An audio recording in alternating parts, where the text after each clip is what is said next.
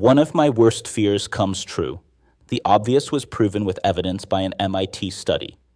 People, be it students or employees, who are using ChatGPT habitually are more prone to be less smarter than those who manually search and correlate, or than those who think originally and create from scratch.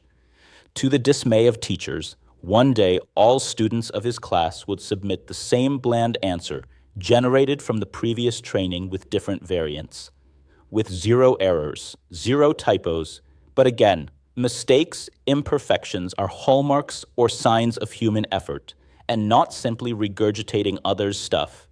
To err is human indeed, but to be over-perfect, I would say, is unbecoming into a lifeless, unoriginal machine.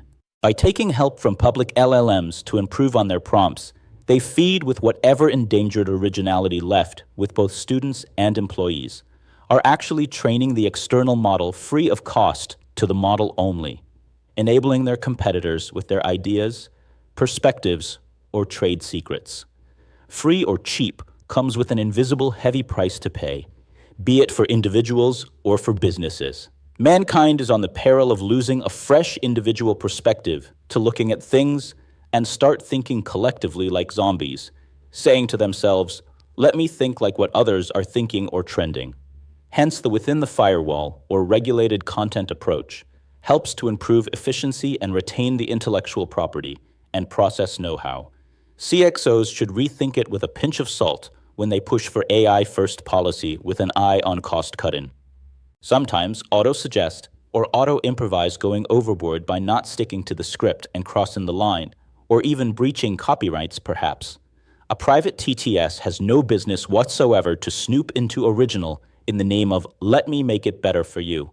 Unsolicited proactive help with an agenda. My dad, 79, remembers most of his contact book's phone numbers by developing his own mnemonic technique ever since he met with a medical accident that landed him with left half paralyzed, as it was difficult for him to reach out for a pen or paper. I suppose his EEG report will be better than mine in that aspect if someone measures our cranial activities. Slatebook's regulated AI approach does not answer, but rather diagnoses the as-is, and then prompts from there to let the student answer like a wise, patient, and seasoned teacher. For example, if the student is trying to define multiplication, he will be asked if knows addition to start with in an engaging conversation, and let him discover multiplication in the process, but not by rote, thus retaining and harnessing the innate cognitive abilities of the student, hence not depriving them of the joy of understanding, the highest joy nor the joy of discovering, and the process advantages of education. Is inventors. Researchers create masterpieces like gods in their respective areas. It is the teacher who ignites interest in that subject matter like an ideal evangelist would position a great product. Slatebook helps teachers to plan, prepare, assess holistically, identify learning gaps of each student, and personalize their learning trajectory. Seeing is believing is the old dictum. I would rather say experiencing is believing is. Do sign up for slatebook.ai before recommending to your students or kids.